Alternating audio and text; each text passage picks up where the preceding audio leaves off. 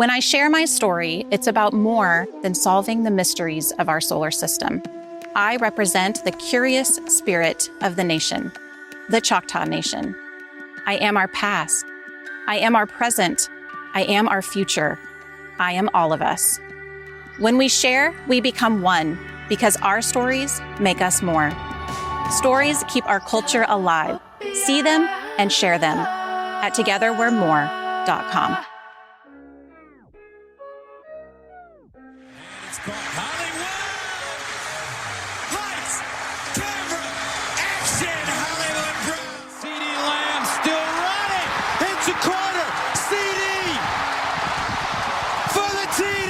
People don't know what it is to be champions. Oklahoma invented it. Hit it, Johnny. What's up, everybody? Welcome to Through the Keel. It's Through the Keel. It's an Oklahoma football podcast. Sometimes we talk about OU football and at this time of the year, because other times we talk about, the Thunder winning the NBA championship, or we talk about the softball team winning the World Series, but that didn't happen this year. So it was like, oh God, we need something. Please give us something. And the Thunder gave us something to be happy about, at least locally.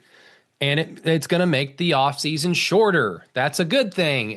Like, think of it that way, people who don't like the NBA. The offseason is shorter to a big number of us because the local professional basketball affiliate went deep and won it all. So, yay.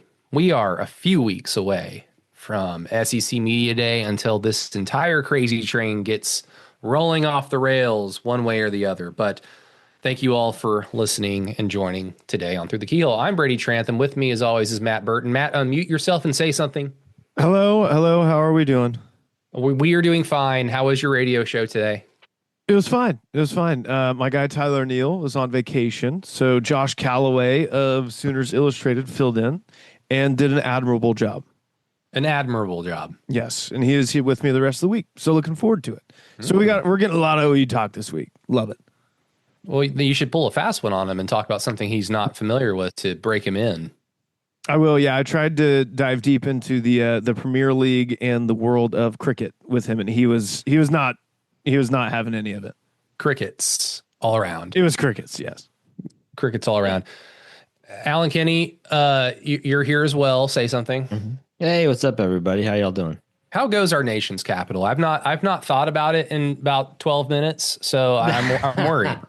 Well, yeah, you should be. It's kind of funny. I was actually in New York City over the weekend, and driving somewhere. Of course, the cab driver's like, "Oh, where you from?" And I was like, DC, and he starts talking about how he's like, "Oh, DC." He's like, people from DC, they command a lot of respect. I was like, You're like, hell yeah. Hell yeah, I do. Yeah, I'm not paying. I'm not so sure. I'm not paying for this Uber, by the way. Yeah, exactly. Yeah. God damn it.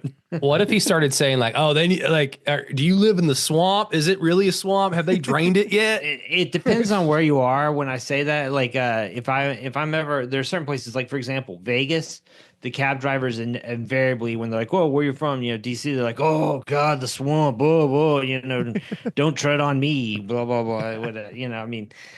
But I had a great weekend though. I went to see this band called Goose.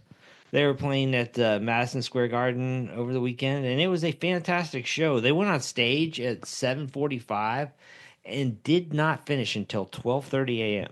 Ooh, yeah. Isn't that against the rules, right? It is, yes. But, I guess Goose commands respect. Yeah, baby. Yeah. Who opened for them? Fish?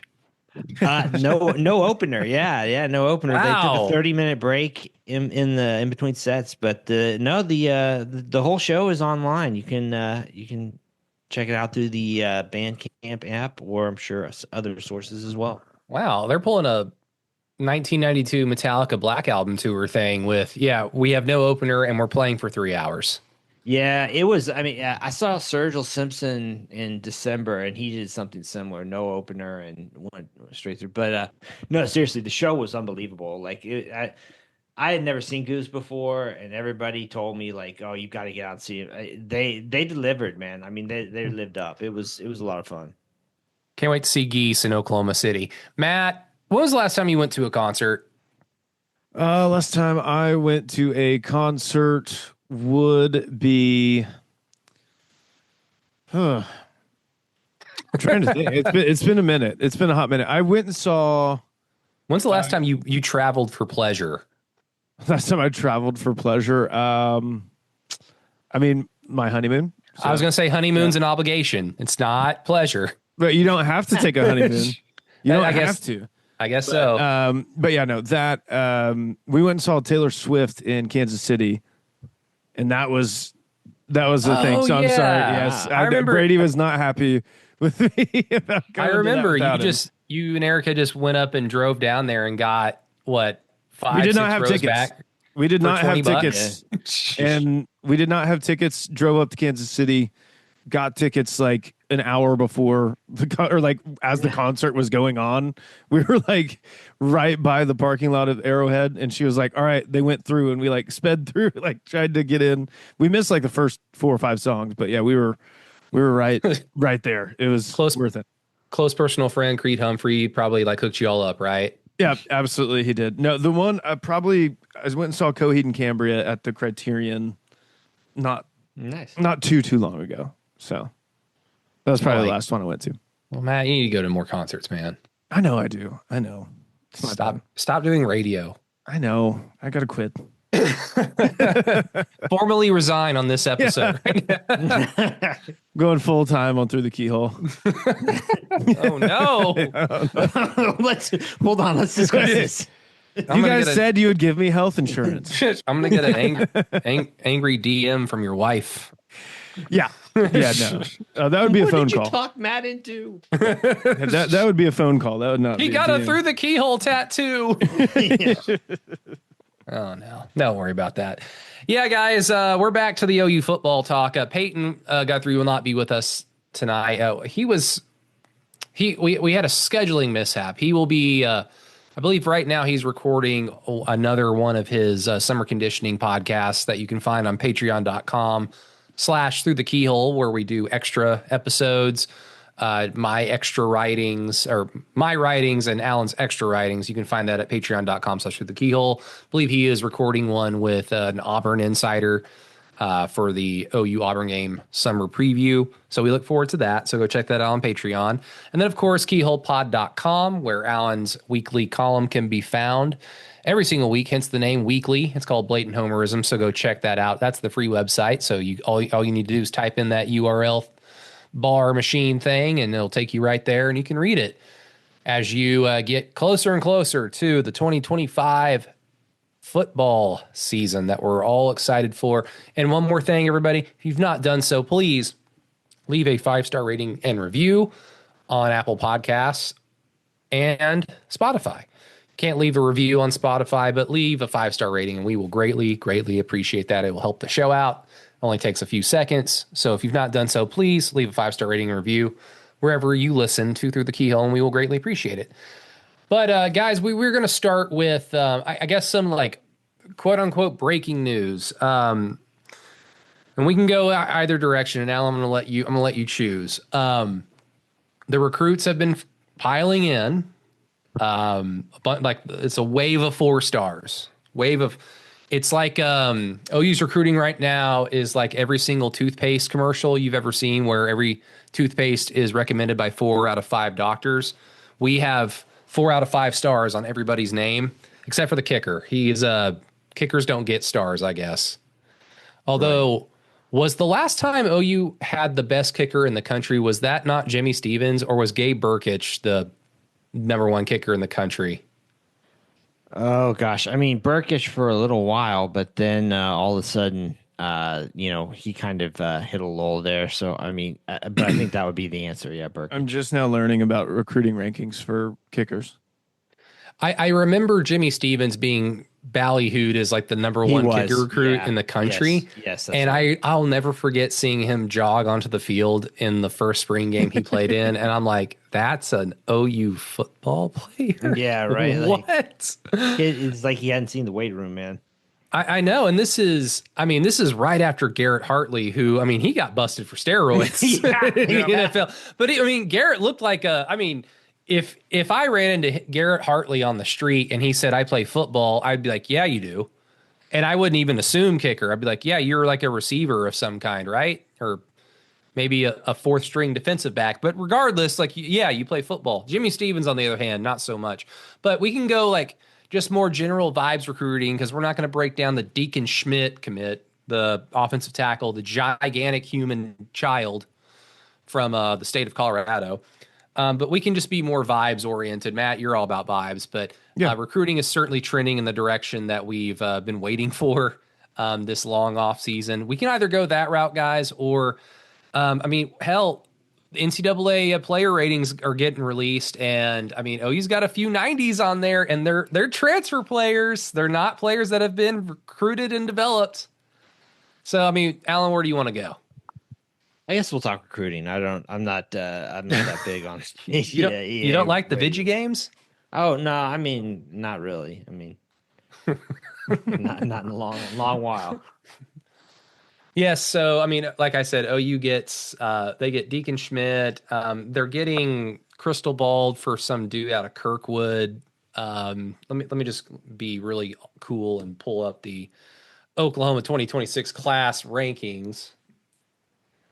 They are currently 19th. So, I mean, thank God, like, I think all the recruiting services finally updated recently because I've been checking and OU has been like stuck in the 30s, especially on like 247 hates OU's recruiting class. Right. Yeah. But you've got the class, you know, anchored by Bo Bentley and his commitment from a few weeks ago. Dezephin Walker, the running back that we touched on a few weeks ago when he committed. Deacon Schmidt, most recently. Bo Jandro, the twin brother of Nico Jandro, the kids from Chandler, Arizona. People are really excited about Bo. He's a linebacker. As I have pointed out, week in and week out, month in and month out over the last few months, if this staff is recruiting a defensive player, they're probably going to be good. If it's an offensive player, I guess we need to give Ben Arbuckle the benefit of the doubt. But before that, oh boy. I mean, you can count on one hand, and most of them are offensive linemen. Of the offensive players that this staff has recruited, that Brent Venables has recruited and brought to Norman, that have actually been worth a fuck. So we've got a lot of hope still left before we actually have some evidence on that side of the ball. But Alan, I'll start with you. You know, to me, you can't have this both ways because I've talked to some friends and they will essentially tell me that recruiting is fine and nothing to see here. The house is burning behind them, nothing to see here. But just a few years ago, those same types of people were just praising Brent Venables' recruiting in terms of it being top 10, near top 5 recruiting classes, and then echoing the sentiment of the blue chip ratio of like the teams that compete for and win national championships recruit at this level year in and year out. They don't always get the number 1 recruiting class, but they get top 10, they get top 5, they get top 10, they get top 10. And then they stack that year after year after year. And they have a team of superhumans for the most part. And I agree with that because that's typically what happens when you watch the national title game. Oh yeah, these guys have been recruiting at a very high level consistently for the last 4 or 5 years. So knowing that, I'm not going to sit here and like get fed the bullshit of like our recruiting was great for the first 3 years of Brent Venables' like recruiting cycles. This one's going to be in the teens and it's still good. Don't worry about it. Now, I know 100% like the nuance. Bo Bentley can become a Heisman Trophy winner, and it doesn't matter that he was a 4-star quarterback. Deacon Schmidt can win the Outland Award, and it doesn't matter that he's a 4-star recruit. I mean, Trace Rudd could win the Lou Groza and win OU a national title game with a 60-yard walk-off field goal, and it won't matter. I understand that recruiting rankings are not the same thing as what they ultimately become, but you can't have it both ways, Alan, where you praise the recruiting classes from a few years ago, then look at this one and say, yeah, it's fine. Oh, no, I agree totally. And looking at it right now, I mean, this group, you know, I mean, it's solid, right? But it's not the kind of class that you'd be putting together if you want to compete with the Georgia and Alabama, Ohio State, right? And I think, you know, in a certain sense, OU is kind of stuck between a little bit of a rock and a hard place here, right? Because on the one hand, you've got a coaching staff led by a coach who, you can pretty easily make the case, if you're a competitor, that he's on the hot seat. I don't think there's really any. I mean, that doesn't really seem to be, some of this in dispute. Um, on the other hand, you've also got a new general manager who's coming in and saying, okay, well, we have a new valuation system, and that takes discipline to implement and abide by that, and not, kind of, I don't know, overpay, based on how you evaluate a player, or how you value his commitment versus what the market rate may be, or the need also to feel like you're generating some momentum or positive vibes or whatever. I mean, so like I said, it feels to me like you're just kind of caught in this, serving multiple masters kind of thing. And looking at it, I mean, this is kind of what I expected recruiting would look like, just given Venable's shaky job status. So I can't say this is surprising, which is not to say that it's fine, if that makes sense. Are you ready for the new era of sports in Oklahoma? Want to be ready for some real Southern football? Kaizen Performance in Norman, Oklahoma is your spot for physical and mental growth. By empowering a lifestyle of constant, continuous improvement, Kaizen Performance's gym experience lends itself from the experienced training fanatics to those who want to make a positive change in their lives and everyone in between. Come see their new location at 158 Armstrong Court in Norman, Oklahoma. With experienced trainers who understand that every client has individual desires and needs, in-person and online customized training programs and nutrition plans, Kaizen Performance has everything to offer for you to meet your goals. Again, their new location is 158 Armstrong Court, Norman, Oklahoma, 73071. Seriously, Brady works out there, and so does Peyton when he comes to home games. Come work out with us and get ready for the week-to-week grind of real Southern football. Kaizen Performance, Norman's own local gym where your goals are a workout away. No, you're right. This is getting dangerously close to the question that I posed to all of us when the Nagy hire was announced. Of, okay, well, in this new era of college football where they have front offices now, who's more important, the head coach or the GM? Now, every situation is different. Depending on the particular team or organization you're talking about, you might find an example where the head coach is the most influential figure in the room. And then you'll find a situation like the Thunder where Mark Dagnall's an amazing coach. He's one of the league's best young coaches, and he's got a lot of room to grow, but I think most people would be right in their opinions of saying that, no, this team is Sam Presti's. This is Sam Presti's baby. And so for me, it's like, well, who's the more influential figure here, Jim Nagy or Brent Venables? And that's a question that will be answered years from now.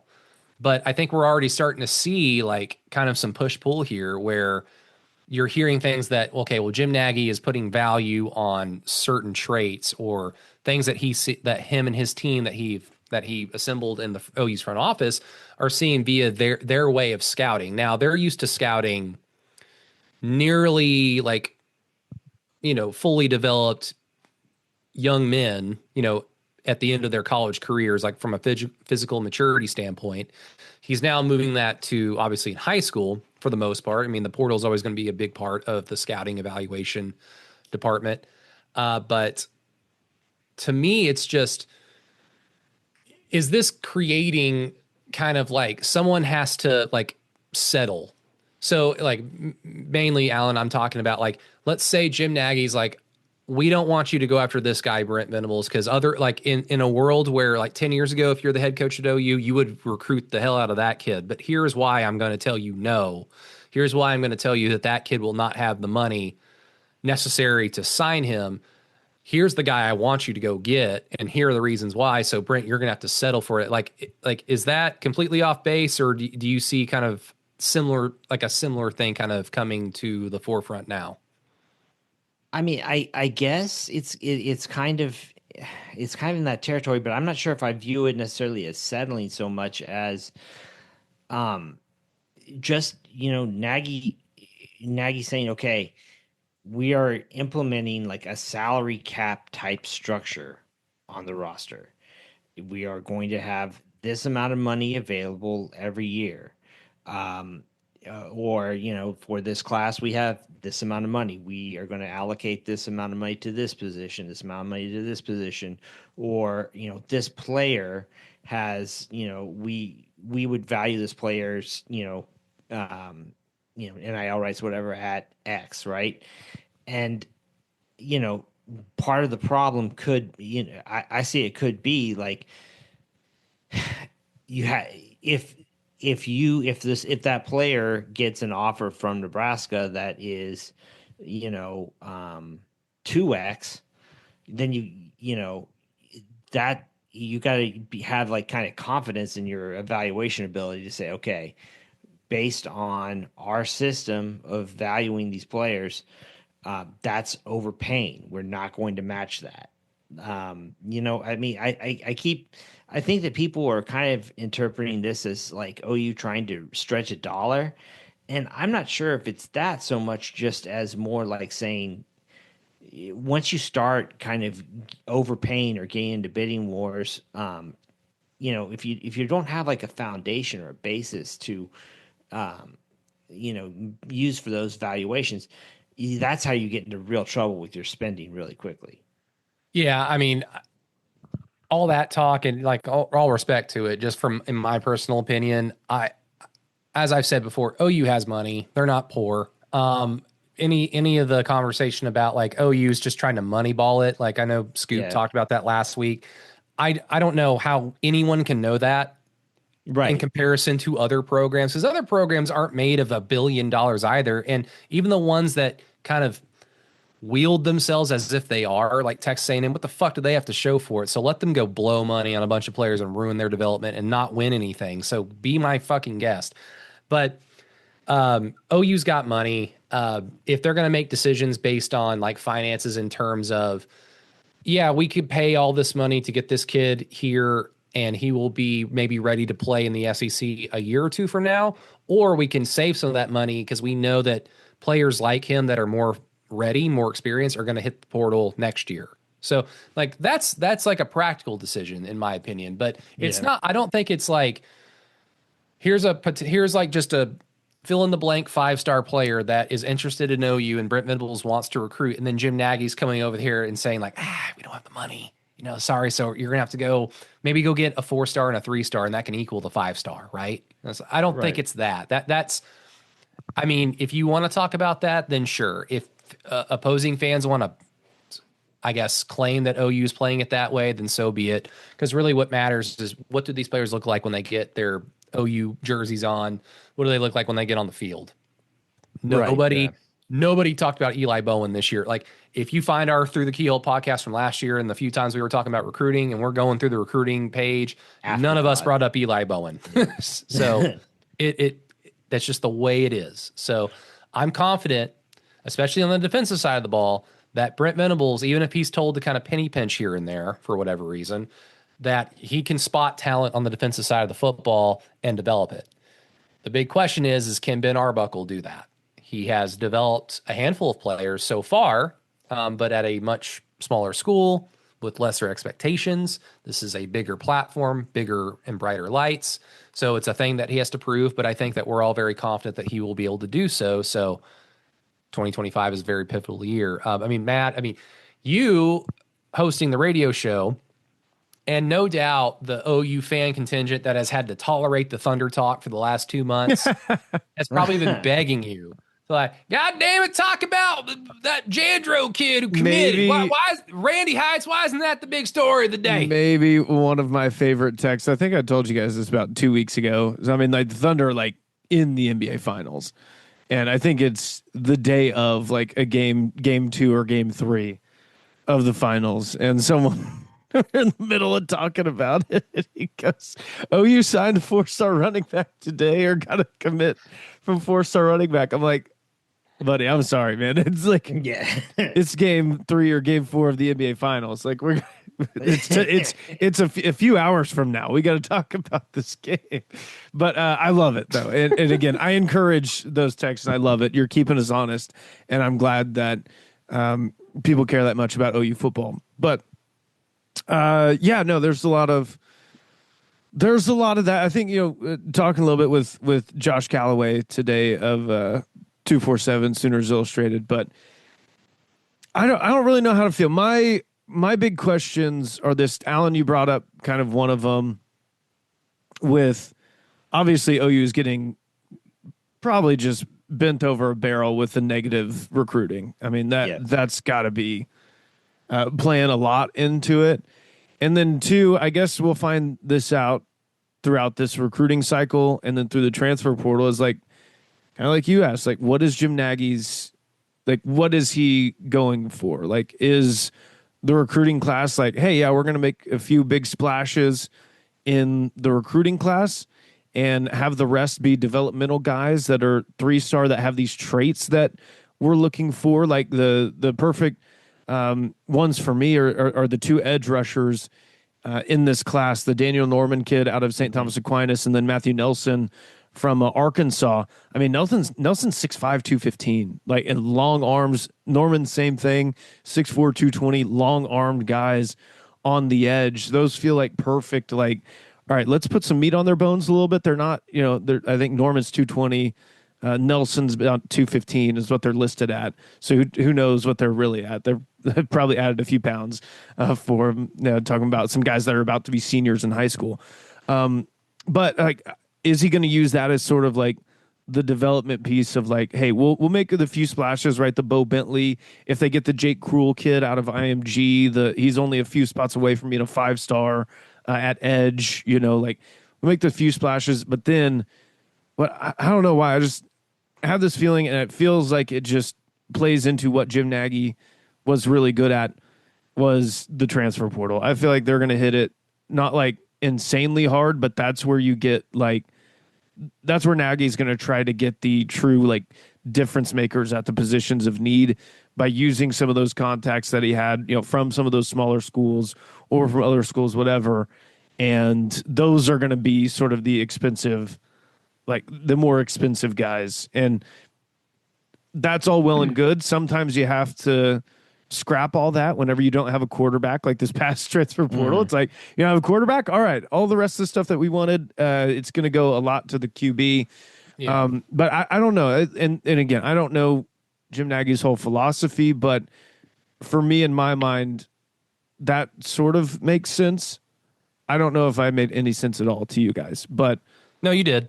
Because it brought up a thought that I had when Nagy was hired as well. I don't think we really talked about it because to me it's I know it's not true. It's a very dumbed down version of how I think a GM and a head coach can work together, especially a GM like Nagy who, like, considering where he's come from, like scouting, like I mentioned earlier, like a little bit closer to being fully physically matured football players. They're not 17, 18 years old and like PJ Adebawore, look how long his reach is, look how tall he is, and he's going to grow into his body, and with that physical growth, he's going to become a better football player. It's like sometimes that happens, other times it doesn't. We're all hoping PJ Adebawore has a solid season, let alone an amazing one, to, I guess, justify his 5-star rating.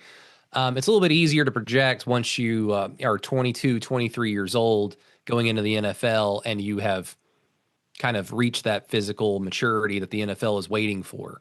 But my dumbed down version is Jim Nagy going to like recruit the portal and Brent Venables going to recruit high school? Because that's where their expertise lies. Is Brent Venables is good at scouting talent at 16, 17, 18 years old. Whereas Nagy is a little like, I need some college tape to look at. I'm not going to watch like Owasso versus Bixby or whatever. Right.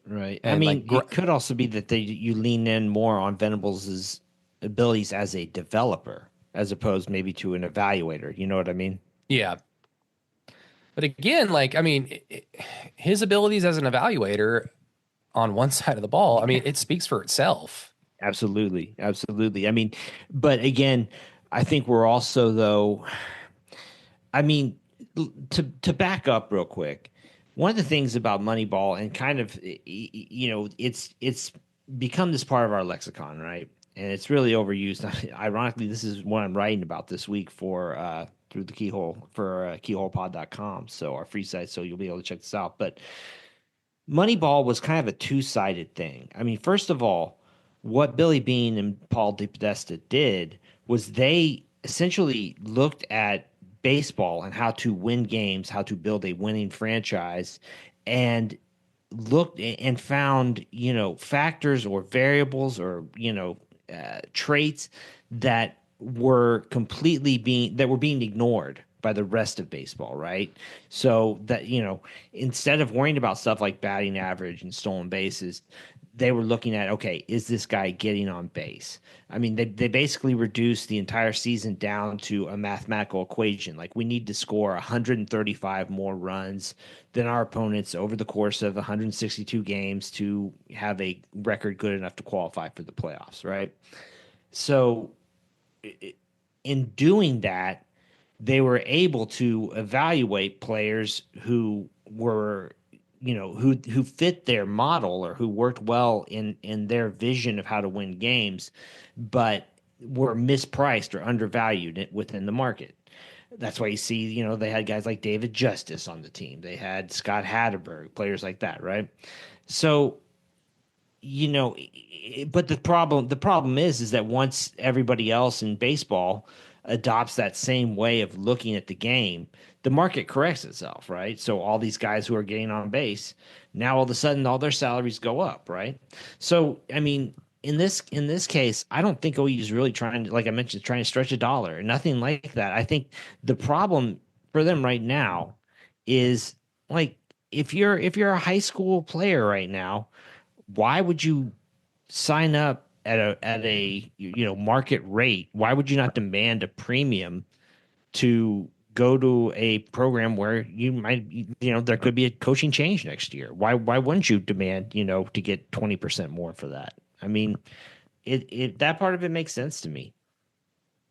Yeah, and that's the uphill battle OU's been fighting since last season ended. Yeah. Right. Especially, I mean, not necessarily with Brent Venables. I mean, I think everybody kind of understood, yeah, Brent's going to be the head coach next year. But guys like DeMarco Murray, Joe John Finley, like your staff, Yeah. like the guys that are out in the mud trying to recruit for you, and then the head coach comes in and like closes the deal. Well, those guys' status was up in the air even to us, and we're in the shit. Like, Yeah. we will know well before, like, the Cover 3 podcast knows that OU needs a new tight end coach, something like that. And of course, the weeks would pass, and it's like, I guess Joe John Finley's still going to be employed. So no doubt that played a big role as to why, like, OU's recruiting was in the state that it was in, because the more and more Ben Arbuckle's been here, the more and more John Mateer's been here and been entrenched in the program and gone out to these off-season camps and the Manning Passing Academy, put his face out there a little bit more for the national media to kind of remember. It seems like OU's status as one of still the elites of the sport is kind of like, oh yeah, like OU is still OU. They had a bad year last year, but typically schools that have years that are bad like that, they're not able to, at least on paper and in terms of good feelings and good vibes, bounce back in an off season like OU has. Now they've got to go out there and prove it when the season starts, and they've got a lot of questions to answer. But I think we all are in agreement that they've basically checked every box they possibly can this offseason. So, Yeah, to the best extent they can. I think one thing to keep in mind too here, though, is like Nagy and Venables are on separate tracks, right? Like they that's might what be, makes it weird. but like they're expected, they have to work together, right? But I mean, you don't hire Nagy if you're not saying, okay, like, we're going to commit to, like, this way of managing the roster and this way of doing the money. And you can't, this is the kind of thing where you can't, like, it does not work if you don't adhere to it, if you don't have the discipline that is required of this, right? So I mean, like, to me, it's kind of like you're right. It's a strange kind of relationship. Then again, I mean, in pro sports, you have general managers that, outlast head coaches all the time, right? So, I mean, like, I'm not sure why necessarily that wouldn't work on the college level as well.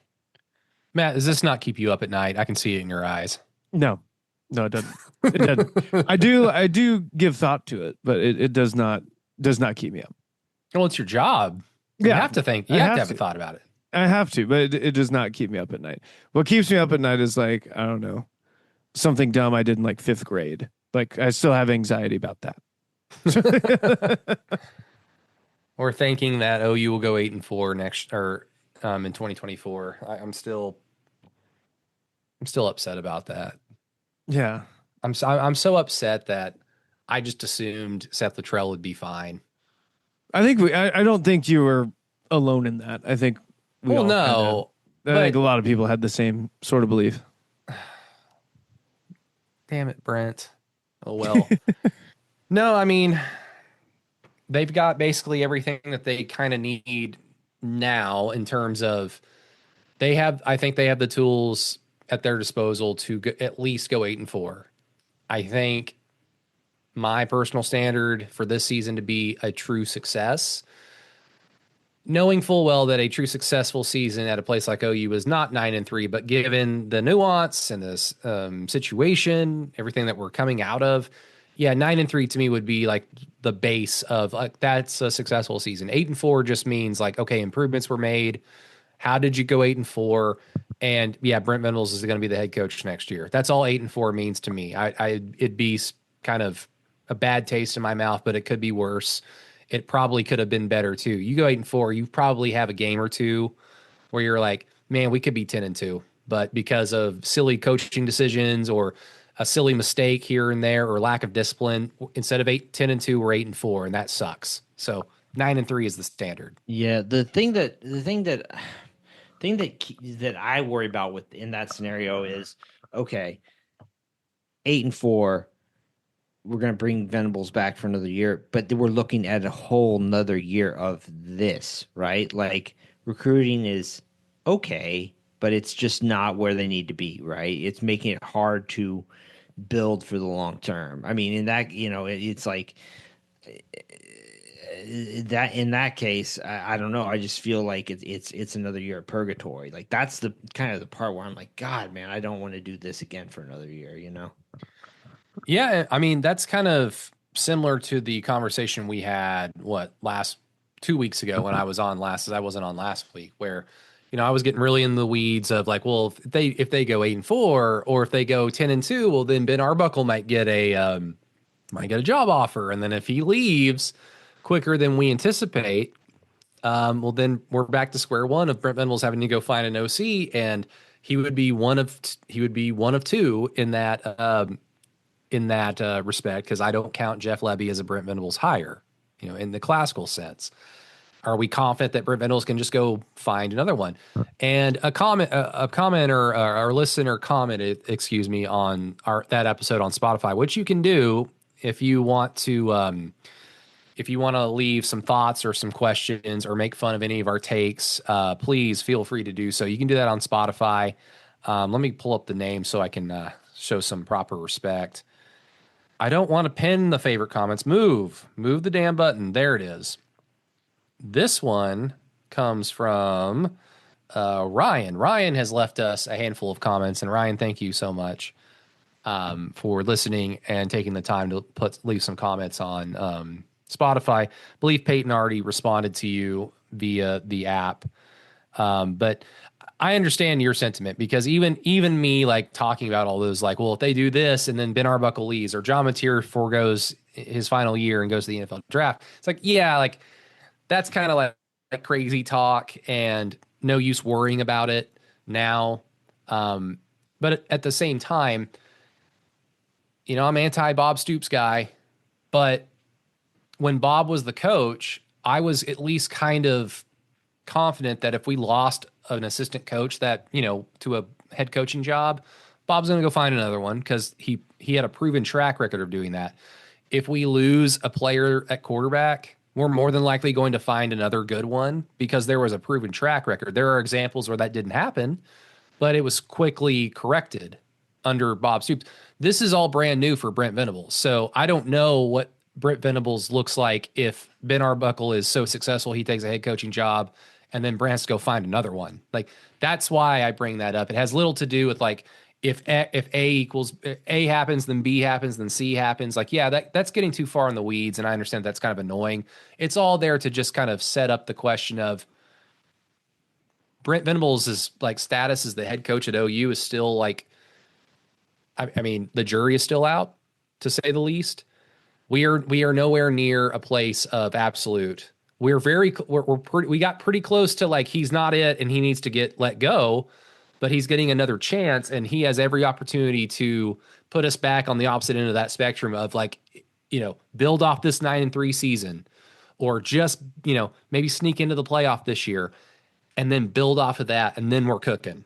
Then we're back to being like elite OU. That's the whole idea. That was the kind of the whole point of that conversation from 2 weeks ago. But again, thank you, Ryan, for leaving us a comment on Spotify. Yeah,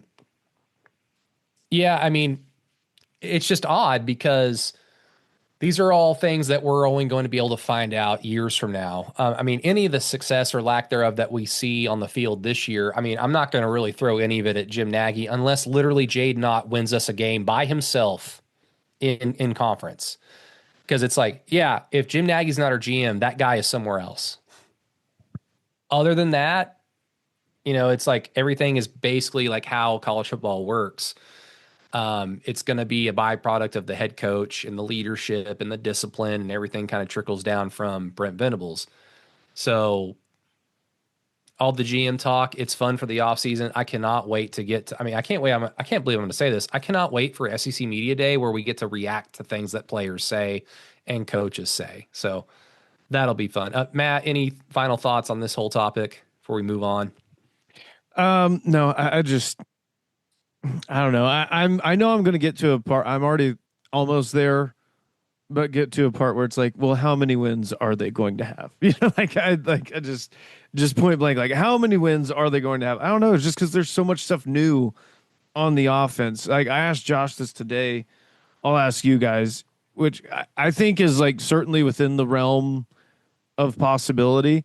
Let's say they have a top 35 unit on each side of the ball, offense and defense. What's their record? Top 30 unit on offense and defense. Yeah. So, I mean, what were they on defense last year? Were they top 25? They're like, top 20, like 17-ish from So efficiency. So the defense will drop 15 spots roughly, but the offense, skyrockets. From the depths from like of hell. 130 to I don't know about y'all, and I don't know enough about advanced metrics to. I don't know what the true difference between 17 and 30 is in terms of team defense. Like, I don't know if that's like a very noticeable drop, because you remember that whole conversation when we went from Lincoln Riley to Jeff Levy. Like, we're going to go from number 1 offense in the country to top 7 offense in the country, and it's going to be very noticeable to some OU fans. Yeah. Now, I think Levy had some top 3 offenses when he was here. Here, I'll give you a comparison. OU was 19th in total defense last year. Okay. They were 19th. The 30th total defense was Georgia. Well, Georgia had to play Texas twice. If you ask Kirby Smart, they had a much harder schedule than OU did. Yeah, right. Because they had to play vaunted Kentucky on the fucking road. Right. Give me a break. Right. Is Calipari walking through that door? Yeah. Is Shea Gilgeous-Alexander on the bench? Yeah. But yeah, so there's sort of like your like baseline, I guess. Of like, all right, they fall, but they're basically, I don't know, I guess Georgia of last year, I guess. Georgia's defense is better than OU's. Yeah, it was. Every OU fan would have switched every single player. Yeah, absolutely. With Georgia's defense. And you here, love 31 Stutzman. is Auburn. 31 is Auburn last year. Now that seems like a chasm. Right. Because Auburn's defense is not good. Right. JJ Hester smoked them. I mean, but Auburn's defense, like, I'm looking at the efficiency numbers from last year. Auburn's defense was 18 and OU's was 17th. I mean, that just has to be that has to be a byproduct of all of these teams in the SEC have the best defensive players outside of a handful that go to Notre Dame and Ohio State, right? Well, I mean that, and like they've got good offensive players too, right? So like every time your defense is going up against an Alabama or a Georgia, you're getting kind of bonus points for everything that you do, Yeah. right? Because and look, here's the reality of the situation. If OU's offense is top 30, top 20, then hell, I think they should even be shooting to be better, because this is the University of Oklahoma. They should be fucking better than that. If they are, the defense is going to get let out to dry a few times. Like, they're going to give up some yards. They're going to give up a few more yards. They're going to give up a few more touchdowns than they did last year, because last year the defense in terms of its numbers were helped out by the fact that every team we played said score 10 points and the game's over. Just get a 10-point lead and the game's over. And that helps our defense, because then the opponent's just going to run the ball directly into Dominic Williams and Jaden Jackson and Danny Stutzman, and that helps out the TFL numbers and all that. So in the event that our offense is much better this year, which it will be, and is more explosive, our opponents are going to be more aggressive against us, because they'll have no choice but to be aggressive against us. And that will either help, because when Brent Venables goes up against an aggressive offense, he himself is aggressive, and that will usually result in a big play, or we can get burned a lot. So it's give or take, right? And I know that's not necessarily, I know advanced metrics take things like that into account, but when we're trying to split hairs here, just like I said, every OU fan would switch places with Georgia's defense. The difference between Georgia and Auburn's defense is very stark, in my opinion, not just one spot. Right. And OU's offense helps out the team overall, but it might make the defense appear like they've taken a step back, when in fact they probably won't. Right. I'm trying to do this as best, and I know there are a lot better metrics and lot better things that I could use, but it's just funny that I'm doing total defense. Last year 31 was Auburn. I switched over to total offense just to sort of do the same thing.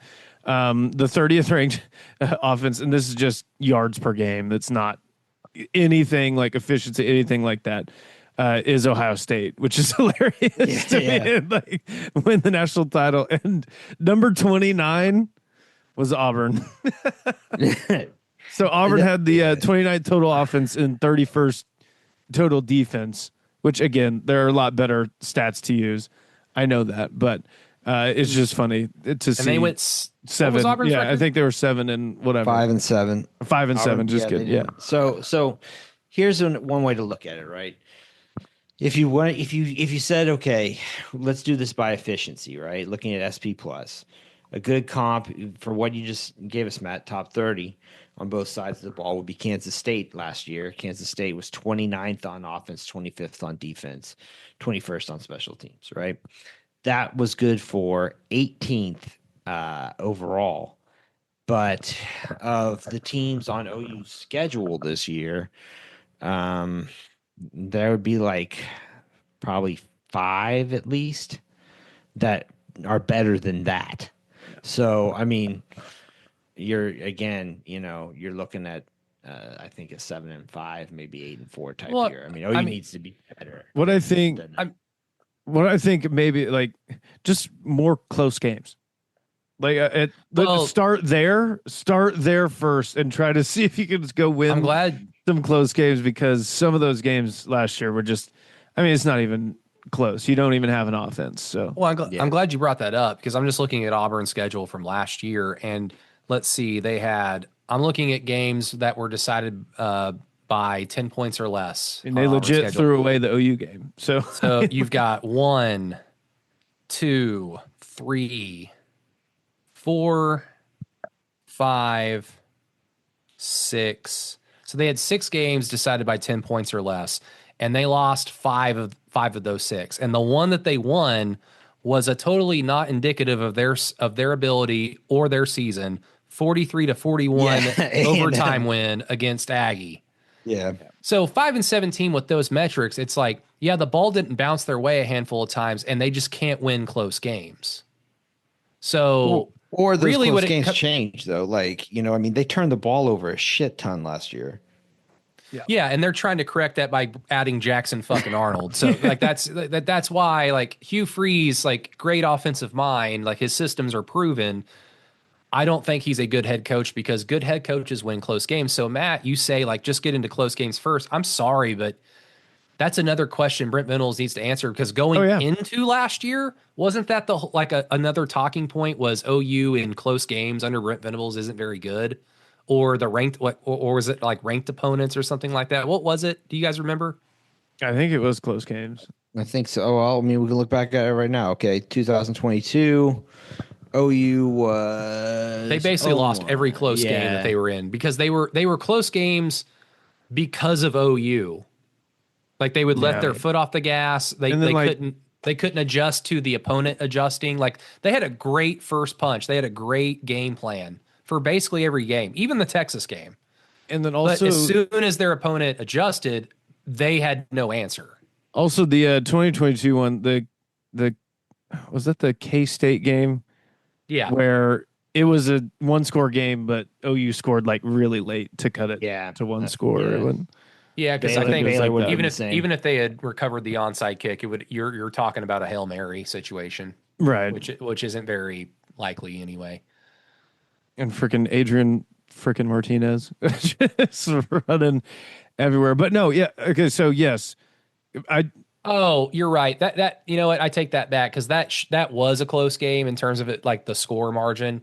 Because that was Adrian Martinez had the game of his life, and credit to him. It's embarrassing, but what was it? A 4th and 18 that he converted and like on a 60-yard run. Yeah, and it was a 1-score game at that point. So if OU just does the thing that they're supposed to do, that 99,000 teams out of what 100, I don't know. The next number would do, and just keep them from getting 17 or 18 yards on that play. They get the ball back. It's a ball game. So right, and like you said, I don't feel good about like I don't know about OU in close games. Like there weren't really many last year that I think. I mean, well, they were close for the wrong reasons, right? Like the Houston game, the Auburn game. Alabama was only a 2-score game going into the 4th, right? And that was after the Kip Lewis pick 6. So, and I mean, just the way the game was going, I felt pretty confident, and I was drunk in the stadium, so of course I was confident. But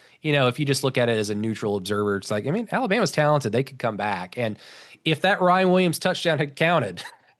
I mean, I was like, oh God, that sobered me up and like really quick. I was like, oh no, don't ruin my evening. No, I only say like start there, not to like, obviously not like belittling OU as a program, but just like for vibes more than anything, and just like give yourself a chance in these games, like because there are so many games last year where you just did not give yourself any sort of chance. And I don't know. I mean, it's to me, it's completely different at the quarterback position too, as far as mentality goes. And I don't know. I'm ready to see it. Yeah. Well, I mean, like, you had what 3 games last year where they lost by at least 3 touchdowns. I mean, Texas, South Carolina, and LSU, right? I mean, like, you're not even giving yourself a chance in those kinds of scenarios. Like there's no, you're not competitive. I mean, you got to start by, being competitive, before we can, if you're done that as soon as they were in those games, like what's the, I mean, you got no shot. The Tennessee game is so weird to think back on because you look at the score, especially the score, like when it was that score, like what was it, 19-3 going into the 4th quarter? Yeah. And absolutely nobody is thinking that that's an insurmountable lead with a quarter left to play and you're the home team. But they were so soundly out of ideas and so soundly placed into the corner by themselves, by their decisions leading up to that game, like in the offseason, and by Tennessee themselves, that, it wasn't a Texas beatdown, but boy, did it feel like it. I was going to say, like, that's one game where people kind of talk about that a lot. Like, oh, I think that they could have, they actually could have won that game with a better quarterback or I don't know, man. That Now, felt to me like that might have been it might have been, I think it had definitely It- been a competitive game going competitive. into the Yeah. fourth quarter. Like it might have been another situation where Brent Venables loses a close game Right. But I because, mean, like, yeah, to me, it didn't feel that close watching it. You know yeah, what I it's mean? probably, you probably feel confident as an OU fan at halftime if you don't have a quarterback who just coughs up the football on the 2 yard line for no reason, Yeah. throws a football off his back foot 1,000 yards to his left to fumble it, and then just drops back, has a clean pocket, the cleanest pocket possibly of the entire season, and he's like, I'm going to throw it to them 30 yards downfield. Yeah, hell, Michael Hawkins probably could have started that game, and he probably doesn't fumble on the goal line. He probably doesn't, unless he's literally told to, he probably doesn't bring somebody in motion to lose the numbers advantage and get a safety. So, I mean, I don't know. You probably, at the very least, it's a competitive game. But this is OU. We don't care about just being competitive. Like looking at the schedule, like one factor I think that's important because I think 2 weeks ago, Alan, Matt, I was bringing up the fact that, not only were we a bad football team last year, we were just plumb unlucky. And so I'm going to safely assume that some of that luck is going to bounce back on our side. That doesn't guarantee that we're going to go undefeated. That doesn't guarantee really anything, but I think it will guarantee in some of those close games that we find ourselves in, maybe the ball doesn't just lie dead on the boundary and not go out of bounds when Peyton Bowen fumbles the punt. And then when Missouri comes in, full speed crashing to recover the football, they don't themselves be able to kick it out of bounds and it's just OU's ball. Maybe that happens now instead of Missouri just recovering it in bounds somehow. Things like that can be the difference in wins and losses, in close wins or losses. And hopefully OU finds themselves on the right side of luck. But I think another thing is just like of our opponents, guys, we're all circling the Michigan game, obviously, as like a big early test. We know what they bring to the table. Half their offensive line is going to be young. Their entire defensive line is basically brand new or just basically not the experienced bunch that you remember from the last 2 years. Their secondary, I think, is breaking in like 2 or 3 new guys as well. They've got a true freshman quarterback, more than likely making his first road start, his second game ever in college. So they've got all those disadvantages. But then, sans Texas, because we know like their whole team hinges on whether or not Arch Manning is the greatest recruit in the history of the sport or not. If he is, they're going to win a national title. Unfortunately, if he isn't, oh boy, that opens the door.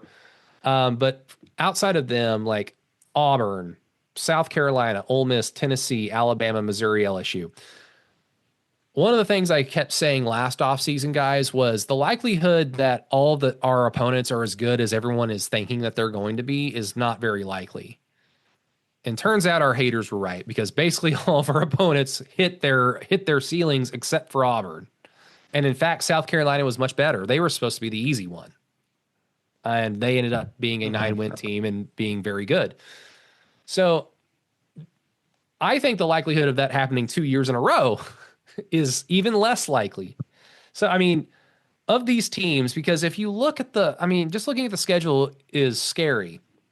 If you look at them all back to back to back to back to back.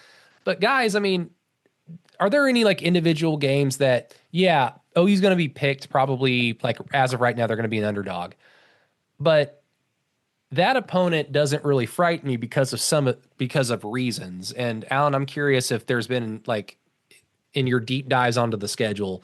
I mean, is it Tennessee because they've lost the quarterback and all their defense and all their receivers? Is it Alabama because they probably will have a jag at quarterback and not a difference maker in terms of his feet at quarterback like they've had with Jalen Milroe? Ole Miss losing basically their entire team that they've had for the last 2 or 3 years and replenishing it with another portal merchant class. Like, is there anything out there that's giving you hope about some individual matchups right now? Oh, for sure. I mean, you mentioned Alabama, and that's one where I'm going the opposite way. I feel like you might be running into a buzzsaw there. That team is everybody keeps focusing in on the quarterback issue, but they've got they can find a guy to work with what they will have around him because it's a lot. But like Ole Miss, I think that there's kind of this assumption that they just keep on clicking, and I actually like their new quarterback Austin Simmons quite a bit. I mean, I think he's got a lot of potential, but it's just the rest. There's so much that they had going for them last year that they won't have this year. So that would be one that hits me just right off the top of the head. The other, I guess, I mean, I don't know, so little. I mean, Michigan, the defense is going to be, I mean, it seems like they've reloaded that fairly well, but I mean, just the ineptitude of that offense. If OU can really just kind of get anything going on the offensive side of the ball, like I feel like that should be I feel confident OU should win that game. That's another one though. I mean the line's kind of I think toggling back and forth between OU or Michigan as a small favorite right now, and I feel pretty good there, but we'll see. Not only that, too. I mean, we had a listener bring this up the other day, but outside of South Carolina and LSU, everyone else in the SEC and including Michigan are breaking in new quarterbacks. So, Yeah. I mean, not that that's like a huge deal, but I mean, it's at least a deal. It's not nothing. So a lot of unknown as far as the most important position on the field goes for all those other teams. Tennessee. I mean, last year their defensive line was just awesome, and they lost a lot of those guys. So, and not only that, breaking in a new quarterback from Appalachian State, like what does he look like, or do they just go with one of their young recruits? Like I really, really don't know, but yeah. I don't know, man. It is interesting. It is interesting how the schedule shapes up too. Of like I said, outside of South Carolina, LSU, different quarterbacks coming in for all these guys, and then Brady, you've mentioned this kind of like right off the rip. Whenever the schedule got released, it's like okay, like no one has a bye week before they're playing OU anymore. That's awesome. That'll be a nice thing. So it is a tough schedule. I feel like it's laid out way better though than last year's was. Does that amount to one more win? Like I truthfully don't know, but at least that should be like an off-season moral victory, maybe.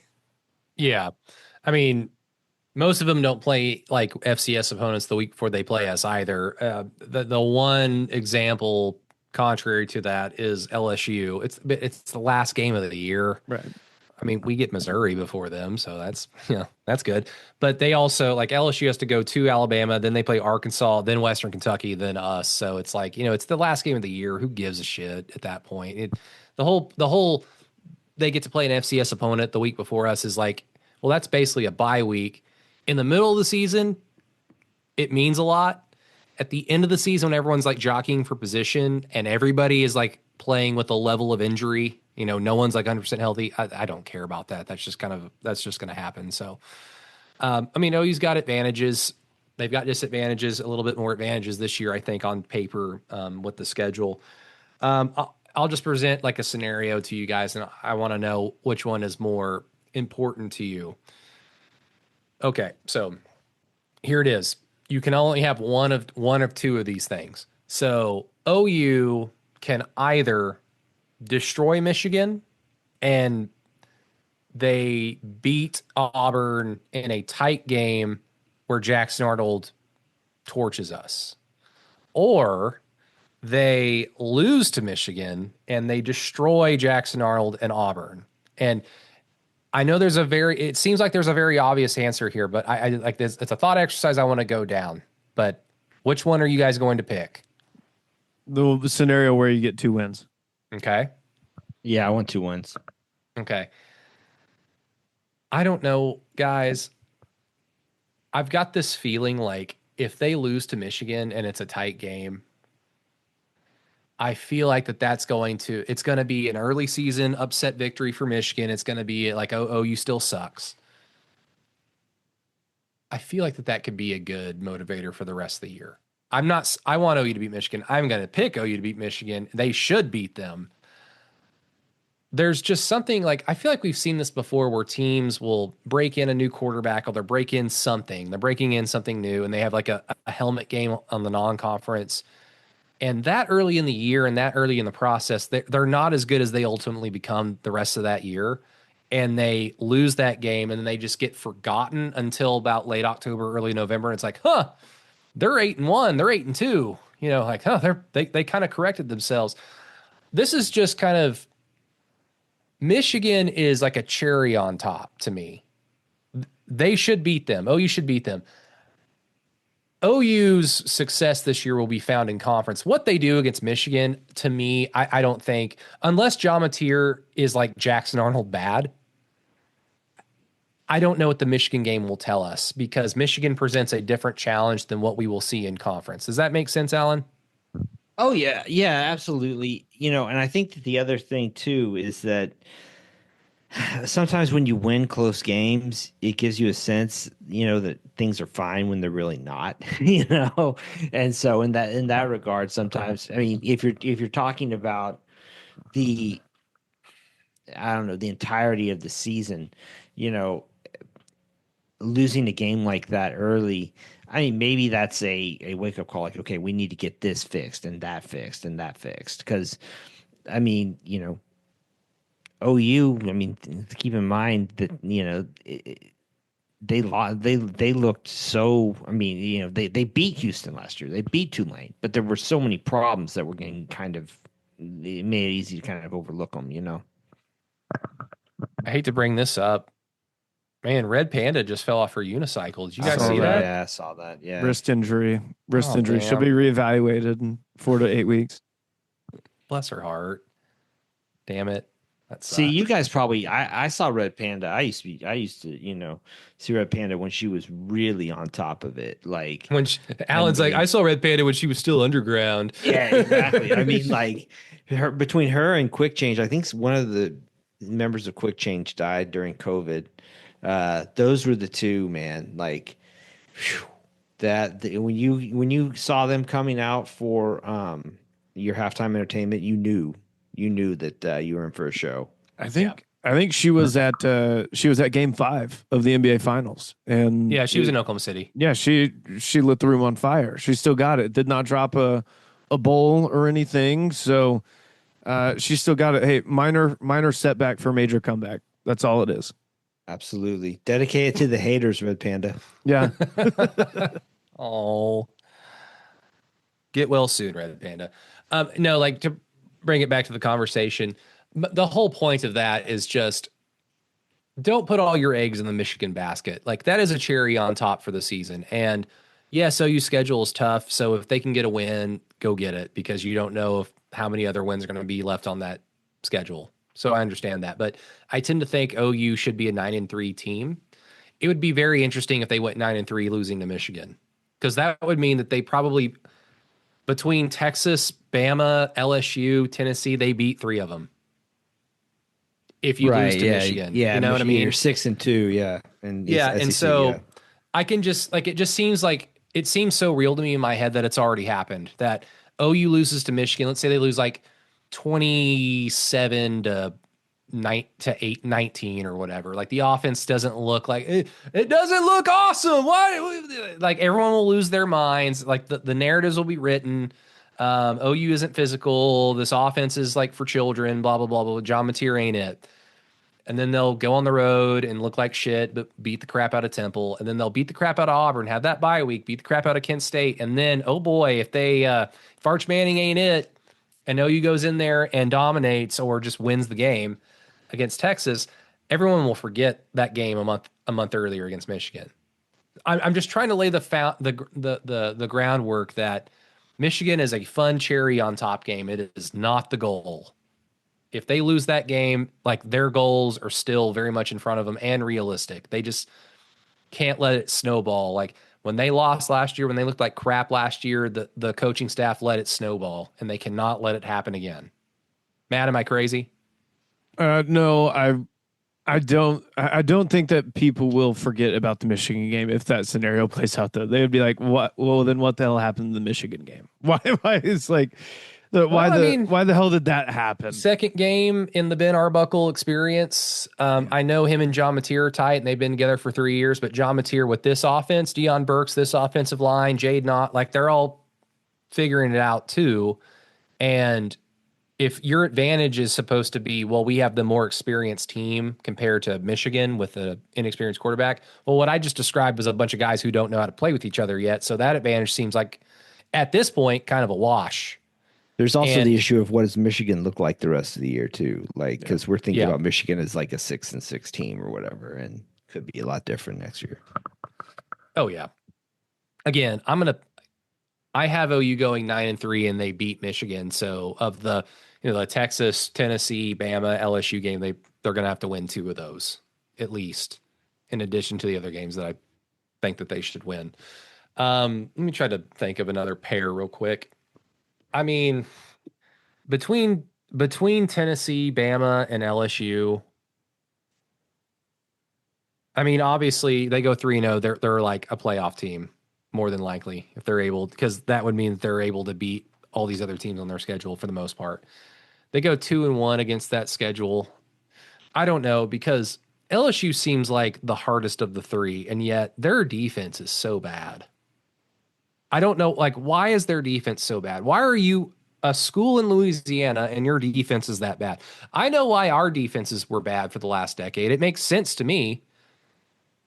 Why are they so bad on defense? And it kind of undermines who they are as a team overall, because their offense is so damn talented. Like, the quarterback's good. They've got 2 really good receivers. They've got Bauer Sharp, unfortunately. Good or bad, I don't know what that means. But, I mean, between those 3 games, Alan, I mean, what would signal to you that this team has turned a corner under Brent Venables? Like, I mean, the easy answer would be 3-0. Yeah, I mean 3-0, obviously. Yeah, I mean, like I said, I don't have a lot of hope for that Alabama game, but Is it simply just the revenge factor for you? for Yeah, Bama? That it's on the road. I mean, yeah, exactly. And I just think I think Alabama's going to have a very good team this year. So I mean, it seems like OU and first of all, I don't remember I'm not sure if OU's ever beaten LSU, at least not in my lifetime, right? So I'd like to see OU win that game. Yeah, they beat them once in like the Sugar Bowl back in the 50s. Right. So I think I'd like to see that. Yeah, I mean, and it seems like for some reason, OU ends up going head to head in recruiting with LSU. It seems like more than the other 2. I could be wrong about that, but it feels like that lately. I don't know. Yeah, I mean, and Tennessee's just kind of annoying. You know what I mean? So yeah, if they can go 2-1 in that stretch, I'm elated if they're 2-1 in that stretch. Yeah, like the bridges have been mended for Josh Heupel. I'm going to assume now that that's over and done with, let's kick his ass now. Yeah, now that he got to do a victory lap, you can. Yeah. And it was so fun winning there last time, right? I mean, Eric Stryker, I'm not sure if he's given the deed back yet to Neyland Stadium or not, but I remember that tweet meme going around of 65 minutes of Tennessee fans just shit talk, you're a piece of shit, blah blah blah blah blah blah blah. And then at the end of the game, Eric Stryker, what about the SEC? And then Tennessee fans how dare you? This is so classless. How dare you? Yeah. Tell Have some Tennessee class. recruits, hey, come to OU. He's talking to all of them hey, why would you want to go here? Someone needs to do a deep dive to see if that actually yielded any recruiting development turnaround success. Even if it wasn't to OU, it was just we're just not going to go to Tennessee. Yeah, Tennessee went down the drain they went 9-4 that year, and then they went down the drain. OU was on the up and up, but was that before or after the McDonald's bag scandals? that was after. Before or after? Okay. No, it's before. Before. Right. I thought that was Dooley. No. Oh yeah, that was Bush Jeremy Jones. Then Jeremy Pruitt was later. Okay. Yeah. Okay. One of those mediocre coaches at Tennessee. Tennessee's kind of just a mediocre program. They had a moment. They had that moment in the 60s. They had a moment in the late 90s. But And if they you were a ask playoff team Tennessee last year. fans, they are amongst the best of the best. Yeah, Oh yeah, like yeah. Big Vol Daddy 69 or whatever will Oh gladly yeah, tell you all about that on Twitter. absolutely. I think that they're definitely a better program than Texas A&M, but they're kind of cut from the same cloth. Yeah, Like they're not as Tennessee's not, annoying about they're it. not an ag school, but they got some Aggie in them. You know, makes sense to me. We don't need to talk about this. We've been going for about an hour and a half now, guys. But I did want to mention the Monday post I wrote. I'm getting closer and closer and closer to getting back on the hope train with Brent, and the reasoning behind it is just some, like, not just all of it, but some of it is just the historical precedent that, OU's had a coach before that I think we would all consider successful and probably integral to the program's historical success.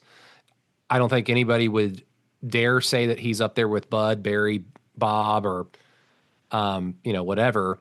But Chuck Fairbanks bridging kind of the era of like the post Bud Wilkins, like the last five seasons of Bud Wilkinson were not good. And then that led to 2 years of Gomer Jones. He wasn't very good.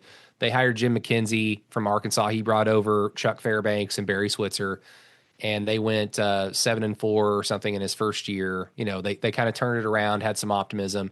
Then he unfortunately died of a heart attack, and they promoted Chuck to head coach. And then they go 11-1 in 1967 and go to the Orange Bowl and beat, wouldn't you know it, Tennessee. And you're thinking like, oh, OU, like that program that was unbeatable like just 10 years ago in the 50s, they're back. Then they go like 3 or 4 years of 7 wins, 6 wins, just not very good. Like all the good stuff that they did in 67 just kind of went down the drain. And then the 70s kind of roll around, 1970 rolls around, and Chuck Fairbanks and that staff are on the hot seat. And it's like, you guys have one chance to save yourselves, basically. And if you don't, you will be looking for new jobs. And as a last ditch effort, Chuck Fairbanks finally listened to Barry Switzer, and they decided to switch their offense completely to the wishbone in 1970, but they waited until the Texas game. So they played, 3 or 4 games in 1970, and then they played Texas, unveiled the wishbone, got their asses kicked, but it was, I'm sure, like Texas was like, whoa, that's what we do. They got their ass kicked by Texas, and then they finished off their season, I think, with 3 or 4 wins out of their next 5 or 6, something like that. And the offense, the wishbone started to like bring back some excitement, enough to the point where the administration was like, okay, like we like where this is going. We'll give you another last chance. And then 1971 happened, and that was the year of the game of the century, and like some of the greatest offensive play OU's ever seen with the wishbone, Jack Mildren, Greg Pruitt, all those guys. So all that to say, whenever I say things like, great head coaches in OU history don't go 6-7 twice in their first 3 seasons, that may be true. Well, Chuck Fairbanks was not particularly great in his first 3 or 4 or 5 years as the head coach, and they were able to turn it around. And while Chuck Fairbanks isn't a great one, he got the program back to a state where he handed it off to the next guy who ended up being the great one in Barry Switzer. So if Chuck Fairbanks can do it, maybe Brent Venables can do it. And there are some, analogies to be made by, like, we're not switching offenses, but Brent Venables is putting all of his eggs in the Ben Arbuckle basket to save his job, to kind of correct the state of the program for OU moving forward. I mean, I don't know, Alan. It was just something that interested me because I'm looking for hope for Brent Venables. I want to believe in him. And it's nice to know that there is some historical precedent involved with it. I don't even want to sit here and say that, oh, Brent's just going to hand it off to the next great one, and it's Ben Arbuckle or something like that. But I'm at least, I feel a little bit more comfortable knowing that, yeah, there's been another good OU head coach that had bad seasons in their first initial year's run, and then they got it turned around. Right. And, context is important and all that stuff. But no, I understand. And, Fairbanks, you're right, is one of those coaches where, he wasn't he doesn't get the same accolades, but it's not like he was a bad coach, right? Yeah. I mean, if I can see the parallels you're drawing there historically. You know what I mean? I kind of feel though like Brent. I don't know. He's just got a tougher assignment. I feel like than what Fairbanks is dealing with. In all honesty. Well, I mean, that was another thing I wrote about was, in terms of OU schedule back then, they're playing 10 or 11 game schedules. And so they're having to play Darrell Royal, Texas in their prime, as the 60s was like all Texas and Darrell Royal. So they're having to play them. Bob Devaney, Nebraska was becoming an elite program. Like when we think of Nebraska as an elite program, this is when it started basically was with Bob Devaney before he handed it off to Tom Osborne. Missouri was actually kind of good in that era. So, I mean, they play less games, but three of their opponents each year are pretty damn good. They're top 15, top 10 programs. So, yeah, not necessarily the gauntlet that Brent Venables has ahead of him, but I would say that Brent Venables has better tools at his disposal than Fairbanks did before they had to reload it completely with, like I mentioned, Jack Mildren, Greg Pruitt, and all those guys whose names we now know because of the wishbone. So, I don't know. It gave me some hope.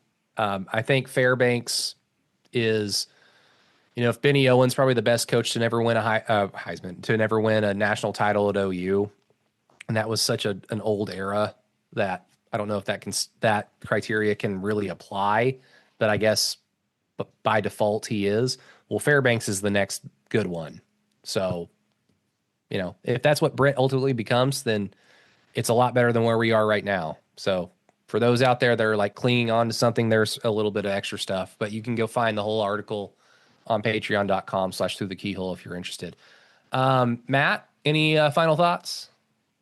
Nope, just happy to be back and doing this, man. Enjoy day 9. Everyone enjoy day 9 and tomorrow day 10 of being an NBA champion, because I know I am. I can't believe, man, I can't believe Oklahoma, like, I'm not going to be silly and say I can't believe Oklahoma won something. Dude, we're a fucking blue blood in college football. Like, we've won stuff before. Oklahoma invented it, according to the king. Exactly. I just can't believe that Oklahoma won this. Like, the state of Oklahoma won the same thing that Michael Jordan won 6 times. In that perspective, that's just like, that is crazy to me. How far this state has come. But oh man, I mean, Alan, what's the talk in DC? Like, what are the Wizards doing? Oh gosh, well, I think they got all somehow they were involved with this Ace Bailey deal, right? Like this, I think Ace Bailey actually wanted to go to the Wizards, which is like, are you kidding me, bro? Like, so I mean, I don't know. There's not much hope here. I think that one guy who got punched out by Draymond Green, Jordan Poole, he got traded. Yeah, so that was the big news. But no, I mean, they are all about the. I mean, this is a Commander's town at this point. Jane Daniels and whatnot. So there's a lot of optimism around that. Will Dawkins, the GM of the Wizard, he's still the GM. Yeah, and Thunder fans, you might remember he used to be the head of scouting for Sam Presti. Oh, for the Thunder back when I covered them. Will Dawkins is probably like, wait, someone wants to play for us? What the fuck? Don't take him off our board. Take him off our board. Yeah, exactly. That's not a winner. Want to be here? Yeah, that's not a winner. We need.